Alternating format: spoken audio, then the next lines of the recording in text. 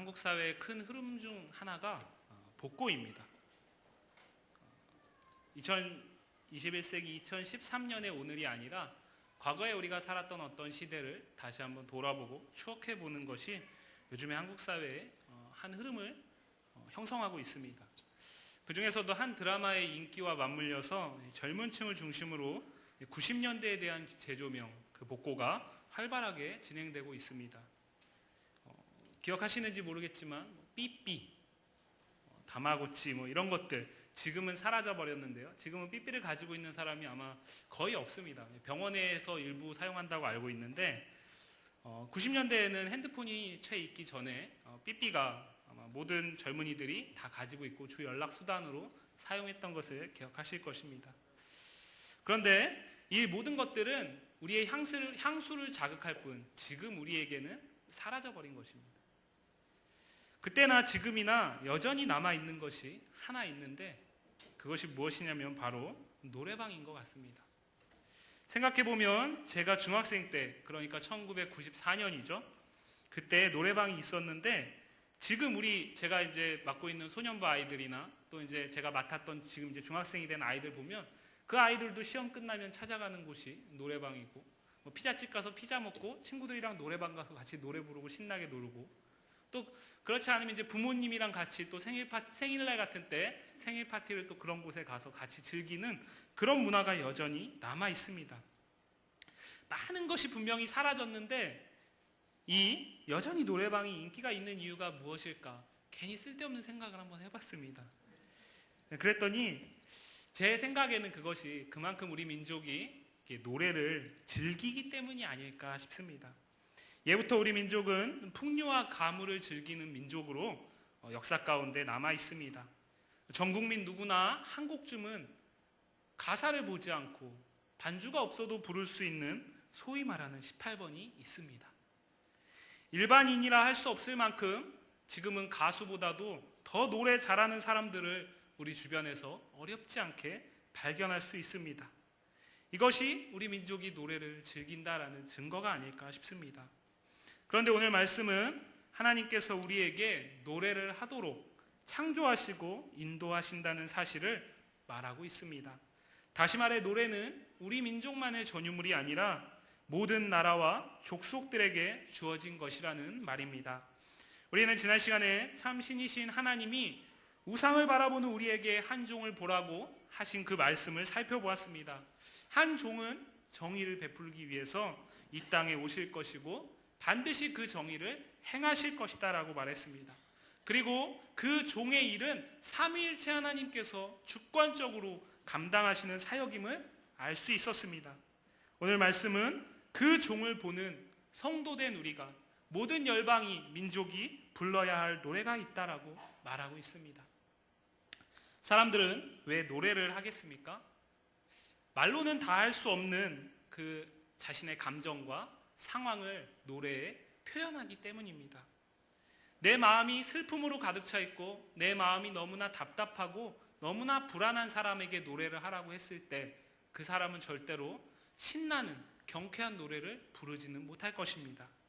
반대로 내 마음 가운데 환희가 가득 차 있고 기쁨이 넘쳐 흐르는데 그냥 다른 사람이 보기에는 이해할 수 없을 만큼 실실 웃고 다니는 사람에게 노래를 하라고 했을 때 그 사람이 가령 울고 싶어라라든가 그런 막 듣기만 해도 막 푹 가라앉는 이런 노래를 부를 수는 없을 것입니다. 감정이 그대로 노래로 표출되는 것입니다. 우리가 불러야 할 노래가 있다는 것은 우리에게 어떠한 감정이 생겼다라는 것을 뜻합니다. 이방과 열방의 정의를 베푸시는 한 종, 그 한 종을 보면서 우리에게 생기는 감정이 있고 그 감정에 합당한 노래가 우리의 입술 가운데, 우리의 심령 가운데 터져 나와야 함을 말하는 것입니다. 10절부터 12절까지의 말씀을 보시면 모든 만물이 노래하며 찬송해야 한다라고 말하고 있습니다. 10절에서는 항해하는 자들 그리고 바다를 채우는 모든 만물을 향해서 땅 끝에서부터 노래하며 찬송하라고 외칩니다. 11절에서는 광야와 성읍의 주민들을 향해서 산 꼭대기에서 즐거이 부르라고 외칩니다. 10절은 이 땅에서 가장 낮은 곳을 의미합니다. 땅보다 더 아래, 바다, 그리고 그 바다 아래에 있는 모든 만물들을 의미하는 것입니다. 그리고 11절은 이 땅에서 가장 높은 곳을 의미합니다. 땅보다 더 위에 있는 산, 그곳에서 꼭대기를 의미합니다. 가장 낮은 곳에서부터 가장 높은 곳에 이르기까지 모든 만물과 열방이 노래를 부르라고 성경은 말하고 있습니다. 또한 11절 말씀은 게달과 셀라를 말하고 있습니다. 게달은 에돔과 바벨론 사이에 아라비아 북부 지역에 살고 있던 아랍 유목민을 의미합니다. 셀라는 에돔의 수도로서 지금의 요르단에 있는 페트라 지역에 위치하였던 곳으로 추정합니다. 그런데 성경에서 이 게달과 셀라의 의미를 우리가 발견할 수 있습니다. 창세기 25장 13절에서 이 게달이 등장합니다. 어떻게 등장하냐면 이스마엘이라는 사람의 그 자손의 계보 가운데 등장합니다. 이스마엘이 누구입니까? 이스마엘은 하나님께서 아브라함을 부르시면서 그에게 약속하신 것, 그것이 그의 나이가 차고 도저히 자기가 생각하기에 해산할 수 없다라고 생각하는 그때까지 이루어지지 않을 때 아브라함과 사라가 서로 타협해가지고 그 종 하갈을 통해서 얻은 아들, 그 아들이 이스마엘입니다. 그 이스마엘을 통해서 아브라함은 하나님의 약속을 성취하려 했습니다. 하지만 하나님께서는 이스마엘이 아닌 아브라함이 100세 때 주신 이삭을 통해서 그 약속을 이루셨습니다. 이스마엘과 이삭은 그 이후로 원수의 관계가 되어버립니다. 아브라함의 인간적인 욕심, 아브라함의 인간적인 의지, 아브라함이 스스로 하나님의 약속을 성취하려고 했던 그 방법 가운데 불행의 씨앗이 태어났고 그것이 그 아들이 바로 이스마엘입니다. 그리고 이스마엘의 자손 가운데 게달이 있습니다. 에돔은 어떻습니까? 셀라는 에돔의 수도라고 말씀드렸습니다. 에돔은 이스라엘과 철천지 원수의 관계입니다. 이스라엘은 야곱의 다른 이름입니다. 야곱은 에서와 형제 관계입니다. 에서와 야곱은 서로 형제임에도 불구하고 하나님께서는 태중에서부터 야곱을 택하셨다라고 성경은 말합니다. 그리고 야곱이 아비를 속이면서 장자의 축복권을 빼앗습니다. 그 이후로 에서와 야곱은 원수지간이 되어버립니다. 물론 다시 돌아올 때에 하나님께서 에서의 마음을 주장하셔가지고 야곱을 해하게 못하셨지만 이 에서의 후손으로 이루어진 에돔 족속은 이스라엘과 철천지 원수의 관계입니다. 그렇다면 오늘 게달과 셀라가 높은 곳에서 찬양을 한다라는 것은 무슨 의미냐면 하나님을 도저히 찬양할 수 없는 하나님과 원수된 자들까지도 하나님을 그 한 종을 볼 때에 찬양하게 될 것이다 라는 것입니다. 그렇다면 게달과 셀라와 같은 하나님을 대적하는 원수들까지 하나님을 찬양해야 된다면 그렇지 않은 모든 자들, 하나님께서 지으신 모든 피조물은 마땅히 하나님을 찬양해야 된다라는 것입니다. 다른 의미로 게달은 욥기 30장 28절에 등장하는데 거기에서 어둠이라는 의미로 쓰입니다.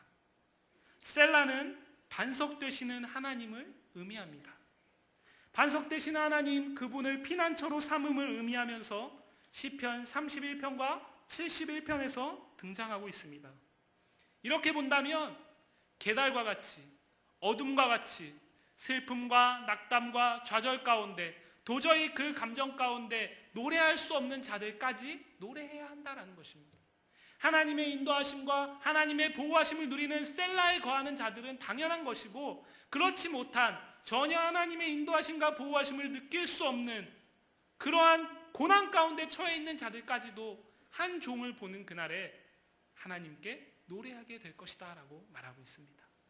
다시 말씀드려서 어떤 상황과 환경, 감정과 이성, 모든 제약들을 이 땅에서 초월해서 하나님께서 지으신 인간을 비롯해서 모든 피조물들은 하나님을 노래해야 한다라고 오늘 성경은 말하고 있는 것입니다.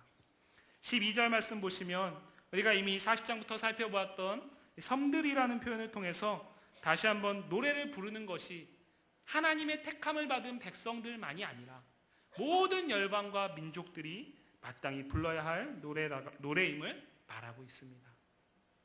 이들은 왜 노래를 불러야 하겠습니까? 그 이유가 13절 이하에 나옵니다. 13절 말씀 보시면 13절은 여호와 하나님을 전사의 이미지, 용사의 이미지로 그리고 있습니다. 전쟁의 성패는 무엇에 달려 있겠습니까? 전략도 중요하고 전술도 중요합니다. 엄청난 무기를 갖는 것도 중요합니다. 그런데 지금이 아니고 이 당시에 고대 근동지방에서의 전쟁의 성패는 무엇에 달려 있겠습니까? 얼마나 그 가운데 용맹한 전사가 있느냐가 전쟁의 성패를 가르는 것입니다. 아무리 뛰어난 말이 있고 아무리 뛰어난 칼이 있어도 그 말과 칼을 다룰 수 있는 용맹한 전사가 없으면 전쟁을 이길 수 없습니다. 하나님께서 오늘 용사와 전사의 이미지로 그려지고 있다는 것은 무엇이냐면 하나님이 자신의 대적들을 향해서 그렇게 나아가시겠다라는 것입니다. 하나님께서 자신의 대적들을 무찌르기 위해서, 무참하게 짓밟으시기 위해서 친히 출정하신다라는 것을 의미합니다. 왜 본문은 전사의 이미지로 하나님을 표현하고 있겠습니까? 이 전사의 이미지는 질투하시는 하나님을 말합니다. 질투하시는 하나님은 필연적으로 10계명의 1계명을 우리에게 떠올리게 합니다. 나 외에 다른 신을 내게 있게 하지 말지니라. 하나님은 우리가 이미 살펴본 것처럼 이방과 열방, 심지어 자신이 택한 이스라엘 민족들까지 하나님만이 참신이라고 믿지 않는 그 상황 가운데서 하나님은 우상과 우상을 섬기는 자들을 재판정으로 모으셨습니다. 그리고 하나님과 이들 중에 누가 진짜인지를 재판정에서 밝히셨습니다. 그 결과 우리가 알듯이 하나님이 유일하시고 온전하신 진짜 하나님이셨습니다. 하나님은 이제 진짜가 누구인지, 진짜가 자신뿐이다라는 사실이 밝혀진 이 마당에 우상하고 영광을 나눌 이유가 없어지신 것입니다. 그전에도 그것을 원치 않았고 그전에도 그것을 너무나 싫어하셨지만 이제 재판정에서 진짜와 가짜가 명백히 갈라진 이 상황에서 다시 열방이, 다시 민족이, 다시 이스라엘이 우상에게 자신의 영광을 주는 것, 하나님은 그것을 참을 수 없으셨던 것입니다. 그래서 질투하시는 하나님께서는 우상을 남겨두지 않기로 결정하신 것입니다. 그것이 오늘 전사와 용사의 이미지로 하나님이, 여호와 하나님이 그려지고 있는 이유입니다. 바로 이것이 열방이 노래를 불러야 할 이유라고 오늘 성경은 말하고 있습니다. 열방은 얼핏 생각하면 자신들이 믿던 신, 그 우상이 회파되었기 때문에 노래할 수 없을 뿐만 아니라 오히려 노래를 한다면 슬픔과 탄식의 노래를 부를 수밖에 없습니다. 하지만 오늘 본문은 분명 열방들도 기쁨과 즐거움으로 새 노래를 부르라고 말하고 있습니다. 정의가 한 종이 오셔서 정의를 베푸시는 그 시대, 그 시대의 모습을 다시 15, 16절이 말하고 있습니다. 우리가 계속해서 이사야 본문을 통해 살펴보았던 것처럼 15절에는 역전의 모습이 등장하고 있습니다. 이전에 풍요와 만족을 누리던 이 땅의 것들, 그것들이 황폐해짐을 말합니다. 여기서 풍요와 만족을 누리던 것들은 하나님의 정의 안에서가 아닌 자신의 의와 자신의 노력과 하나님을 떠난 우상을 의지하는 것 가운데서 풍요와 만족을 누리던 것, 그러한 민족과 열방을 가리킵니다. 이들은 한 종이 오셔서 정의를 베푸시는 그날에, 전사로 오시는 그날에 그 칼 앞에 황폐를 피할 수 없게 됩니다. 그날의 모든 족속은 오직 우상이 아닌 하나님만을 노래해야 하기 때문입니다. 하나님 없이 쌓아온 풍요와 만족이 있는데 그것들이 남아있는 상황에서 열방이, 민족이 하나님을 찬양할 수는 없을 것입니다. 왜냐하면 그것들을 볼 때마다 하나님이 아닌 자신들이 섬겼던 우상, 자신들이 해왔던 것들이 떠오를 수밖에 없기 때문입니다. 그렇기 때문에 하나님은 먼저 그 모든 것들을 폐하시키는 것입니다. 그 모든 것들을 짓밟으시고 그 모든 것들을 없애신 이후에야 비로소 다시 그 땅에 하나님을 인정할 수밖에 없고 하나님을 찬양할 수밖에 없게 새로운 회복을 시작하신다라는 것입니다. 그것을 오늘 15절과 16절 말씀이 말하고 있습니다. 16절 말씀에서는 그것을 눈먼 자, 맹인들이다라고 표현하고 있습니다. 시각장애인들을 혹시 보셨습니까? 직접 보신 적이 없으시더라도 드라마나 영화나 어떤 언론을 통해서 보신 적이 있으실 것입니다. 시각장애인들은 단 한 발짝도 스스로 움직일 수가 없습니다. 늘 다니돌고 늘 익숙한 길은 갈 수 있습니다. 경험에 근거해서. 하지만 그렇지 않은 길은 단 한 발짝도 움직일 수가 없습니다. 그렇기 때문에 옆에서 도와주는 도우미가 있거나 아니면 안내견이 반드시 대동해야 됩니다. 그리할 때에 자신이 원하는 길을 갈 수 있고 자신이 원하는 어떤 것들을 행할 수 있습니다. 위험 가운데 어려움 가운데 처하지 않고 안전함을 누리면서 자신이 원하는 목적지를 갈 수 있습니다. 오늘 16절 말씀에서 이 맹인들이 스스로 갈 수 없고 스스로 알지도 못하는 그 길, 절대로 한 발짝도 뗄 수 없는 그 길을 가게 이끄시겠다라고 말하고 있습니다. 누가 그렇습니까? 한 종이 그 일을 하신다라는 것입니다. 맹인 안내견도 아니고 도우미도 아니고 천지를 만드시고 이 땅에 정의를 베풀기 위해서 오신 한 종 메시아 예수 그리스도께서 그 일을 정의가 베풀어지지 않은 시대에 마치 눈먼 것과 같이 죄 가운데 하나님을 인정할 수 없고 하나님을 찾을 수 없어서 맹인과 같이 살았던 그 자들에게 하나님께서 한 종을 보내서 다시 그들의 눈을 띄우시겠다라는 것입니다. 구분길을 갈 수 없습니다. 시각장애인들은 구분길을 갈 수 없습니다. 지름길을 찾아갈 수 없습니다. 넓은 대로로 가기도 버거운데 좁고 협착한 길을 갈 수 없습니다. 그런데 한 종이 왔을 때에 정의가 베풀어지는 그때에는 그 구분길로 인도하신다라는 것입니다. 어떻게 그렇습니까? 그 길을 곧게 펴신 이후에 그 길로 행하게 인도하신다라는 것입니다. 이것은 무엇이냐면 단지 연약하고 단지 무엇인가 장애가 있는 자들을 돕는 자로 한 종이 오신다는 의미가 아니라 영적 소경된 영적 시각장애인과 같은 영적 시각장애인은 어떻게 했습니까? 하나님이 참신인지 모르기 때문에 하나님을 볼 수 없습니다. 하나님을 볼 수 없기 때문에 하나님을 믿을 수도 없고 하나님을 믿을 수 없기 때문에 그 하나님께서 가리키시는 손끝에 있는 한 종 예수 그리스도를 볼 수도 없습니다. 그 정의를 베푸는 시대를 기다릴 수도 없고 그 회복의 날을 꿈꿀 수도 없는 그들에게 한 종이 먼저 오셔서 그들의 눈을 띄워주시겠다라고 말씀하고 있는 것입니다. 놀라운 회복이 아닐 수가 없습니다. 하나님께서 왜 한 종을 통해서 이 일을 행하신다라고 말합니까? 16절 말씀 보시면 내가 이 일을 행하여 그들을 버리지 아니하리니 라고 말합니다. 이스라엘 백성들만 놓고 생각해 보시기 바랍니다. 이스라엘 백성들이 패역을 행했고 그들이 하나님 앞에 버림받아서 바벨론에게 멸망을 당할 수밖에 없는 그때에 그들은 하나님이 그들을 버렸다라고 생각했을 것입니다. 하지만 하나님께서는 그들을 다시 70년 후에 돌아오게 하시고 오늘 한 종의 시대를 이들에게 말하고 있습니다. 이것은 무엇입니까? 하나님께서 그들을 버리지 아니하셨다라는 것입니다. 하나님께서 망하게 하신 것, 하나님께서 멸망시키신 것, 그것이 이들을 버린 것이 아니다라는 것입니다. 그들이 쌓아왔던 우상, 그 우상으로 인해서 이루었던 성취와 만족, 모든 것들을 패하기 위해서 먼저 바벨론을 들어서 멸망시키셨고 그 다음에 다시 그 땅에 예수 그리스도의 시대를 다시 세우시겠다라는 것을 말하고 있는 것입니다. 중요한 것은 예수 그리스도의 그 시대, 그 한 종의 시대는 단지 예수님을 믿는 자들, 택한 자들에게만 주어지는 것이 아니라 모든 열방과 모든 민족에게 주어진다라는 것입니다. 예수 그리스도께서 십자가에 달려 돌아가실 때 그분은 나를 믿을 수 있는 사람만 내가 죄사하겠다라고 말하지 않았습니다. 그분은 심지어 예수 그리스도께서는 심지어 십자가에 자신을 못 박아 단 그 군중들을 위해서 제일 먼저 기도하셨습니다. 무엇이라고 기도하셨습니까? 아버지, 저들이 하는 일을 알지 못합니다.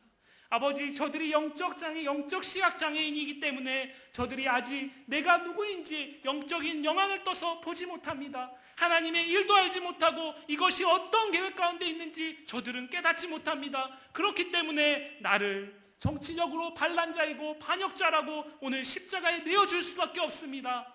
아버지, 그러나 저들을 긍휼히 여겨 주옵소서. 저들을 용서하여 주옵소서. 예수님께서는 십자가에 달려 그 신음하는 그 순간에도 자신을 십자가에 못 박은 게달과 같은 대적들을 향해서 저들의 긍휼을 위해서 저들에게 자비가 베풀어지기를 원하며 기도하셨다라는 사실을 우리는 십자가상의 예수님의 말씀을 통해서 깨달을 수 있는 것입니다. 예수 그리스도의 십자가는 그 당시에는 당연한 귀결이었습니다. 그 당시에 정치적인 반역을 행한 죄인들에게 가장 극악무도한 형벌, 그것이 바로 십자가의 형벌이기 때문입니다. 정치적인 죄악은 어떻습니까?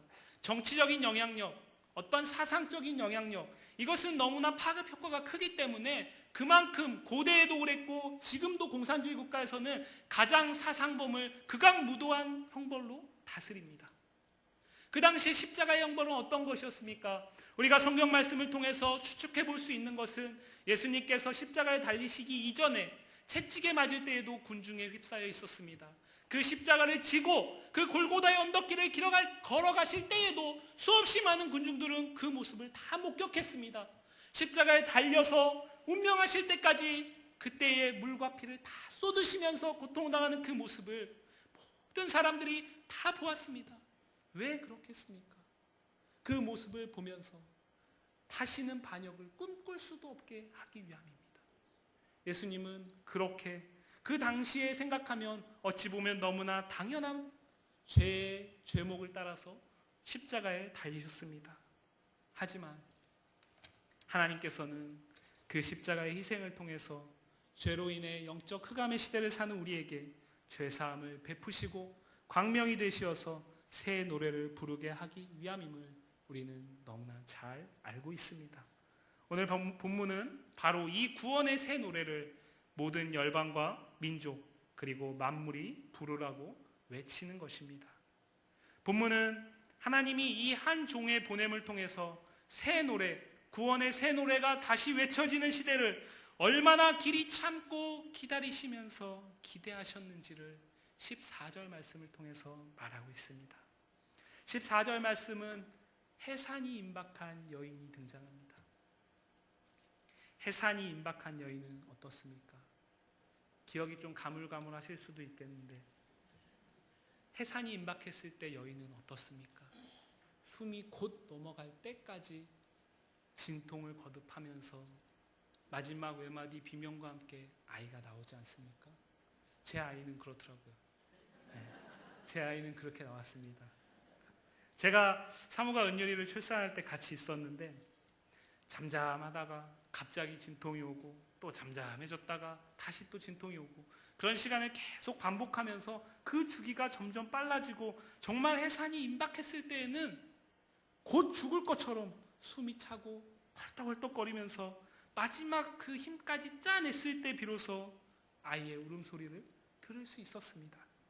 하나님이 한 종을 통해 새 노래가 불러질 날을 그렇게 기다리심을 오늘 해산한 여인의 모습으로 말하고 있는 것입니다.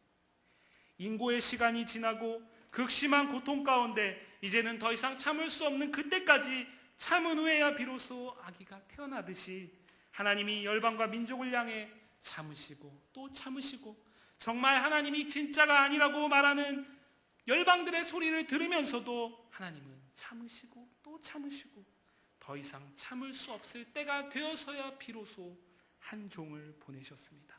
아니 하나님 자신이 친히 이 땅에 오셔서 구원을 베풀어 새 노래를 부르게 하신 이 날을 하나님은 기다리고 기다리셨다라는 것을 오늘 14절 말씀은 우리에게 말하고 있습니다. 구원의 새 노래를 부르기 위해서 죄악의 때에 누리던 것들, 하나님을 부인하던 모든 이들은 먼저 무너져야 됩니다. 그 뒤에야 비로소 온전한 새 노래가 있을 수 있습니다. 그런데 한 종을 보내시기 이전에 하나님은 수없이 많은 이들을 세상에서 종으로 택하시고 보내셨습니다. 하나님이 이 땅에 성육신하시기 이전에 참 오래도 참으시고 또 참으셨습니다. 그들을 통해 한 영혼이라도 더 구원하기를 기대하시며 보내셨습니다. 이들을 멸망시키지 않고 회파하지 않고도 구원의 노래를 부를 수 있기를 원하셨습니다. 어떤 이는 성경을 보면서 하나님이 무자비하다고 말합니다. 예수 그리스도를 잘 알지 못하는 자들은, 예수 그리스도를 믿지 않는 자들은, 그리스도인들을 핍박하는 자들은 성경에 나오는 하나님이 전쟁을 즐기는 신이다라고 말합니다. 하지만 하나님은 그런 분이 아니십니다.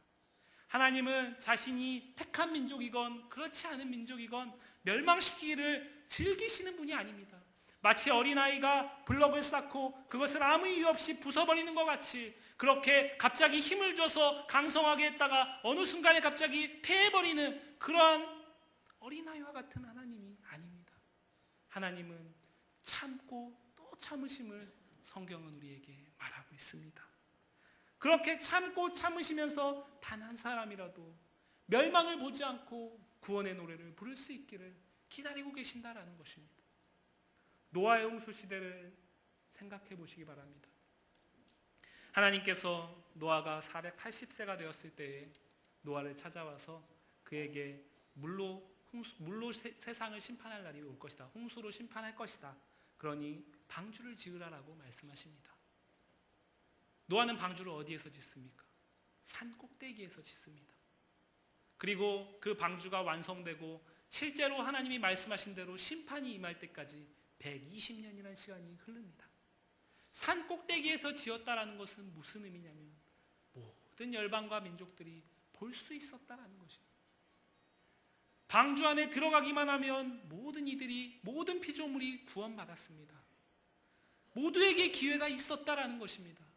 하지만 세상과 열방은 그 방주 안에 들어가기를 힘쓰기보다, 들어가서 내가 살겠다라고 생각하기보다 산꼭대기에서 방주를 짓는 노아를 향해서 손가락질했습니다. 정신이 제대로 박혀 있으면 산꼭대기에서 배를 짓겠느냐? 상식적으로 배를 바다에서 지어야 되지 않습니까? 우리나라가 세계 조선 1위라고 하는데 우리나라의 모든 조선소들이 산에 있습니까? 바다에 있습니다. 배를 지어서 바로 바다에 띄울 수 있게 바다에 있습니다. 산꼭대기에서 배를 짓는 노아의 행위는 정말 정신 나갔고 이해할 수 없는 일입니다. 하지만 하나님은 그 이해할 수 없는 일을 명하셨습니다. 그 이유는 그것들을 보는 자가 하나님의 구원의 때를 생각하고 그 구원으로 돌아오기를 원하시는 하나님의 마음이 있었다라는 것입니다. 바벨탑을 생각해 보시기 바랍니다.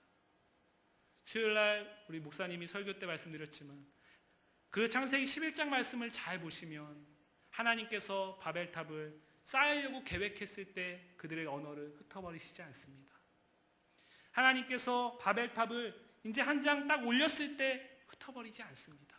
성경을 정확히 보시면 바벨탑을 쌓는 그들이 이제 내버려 두면은 더 이상 어찌할 수 없다라고 생각했을 때에 하나님께서 우리가 내려가서 저들의 언어를 혼잡하게 하자라고 말씀하시고 있습니다. 기다리신다라는 것입니다. 그만큼 기다리신다라는 것입니다. 이스라엘 민족을 향해 얼마나 많이 기다리셨습니까? 다윗의 시대, 그 이후에 수없이 많은 패역자들의 시대 가운데서 하나님께서는 그때마다 시에 따라서 선지자를 보내고 자신의 종을 택해서 보내면서 하나님께서는 하나님께 구원이 있음을, 그 구원의 새 노래를 부르기를 원하셨습니다. 하지만 그들은 돌아오지 않았습니다. 그렇게 참고 참다가 더 이상 내버려둘 수 없게 되었을 때에 하나님께서는 모든 것을 멸하시고 친히 오셔서 회복의 시대를 시작하신다라는 것입니다. 이것을 빌립보서 2장 6절부터 11절까지의 말씀을 통해서 사도 바울은 이렇게 말하고 있습니다. 우리 빌립보서 2장 6절부터 11절까지 한번 찾아보도록 하겠습니다.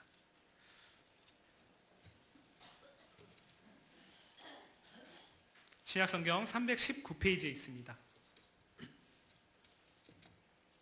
빌립보서 2장 6절부터 11절까지 해서 사도 바울은 이렇게 말합니다. 예수 그리스도는 하나님의 본체시나, 쉽게 말씀드리면 예수 그리스도는 곧 하나님이시다라는 것입니다. 그러나 그래서 마땅히 하늘에 머물 수 있음에도 불구하고 오히려 종의 형체를 가지어서 이 땅에 오셨고, 이 땅에 오셨을 뿐만 아니라 자기를 십자가에 내어서 죽기까지 복종함으로 낮추셨다고 말하고 있습니다. 이것을 통해서 하나님은 그 예수 그리스도를 지극히 높여서 모든 이름 위에 뛰어난 이름을 주셨다라고 말합니다. 2장 10절 다 같이 읽겠습니다. 하늘에 있는 자들과 땅에 있는 자들과 땅 아래에 있는 자들로 모든 무릎을 예수의 이름에 꿇게 하시고 아멘. 모든 만물과 열방이 예수의 이름에 꿇게 하셨다라는 것입니다.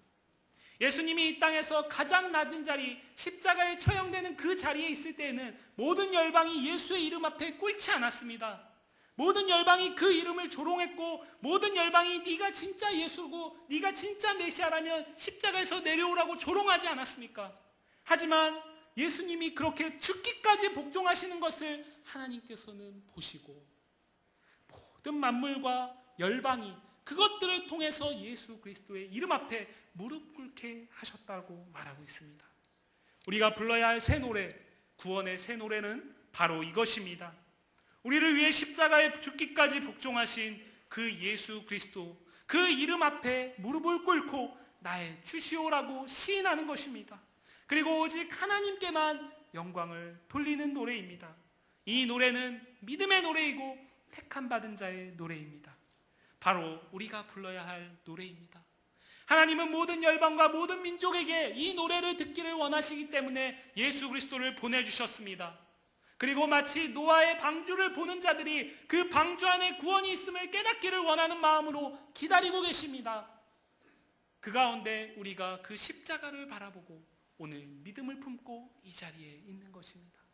우리를 통해서 하나님은 새 노래를 듣기를 원하십니다.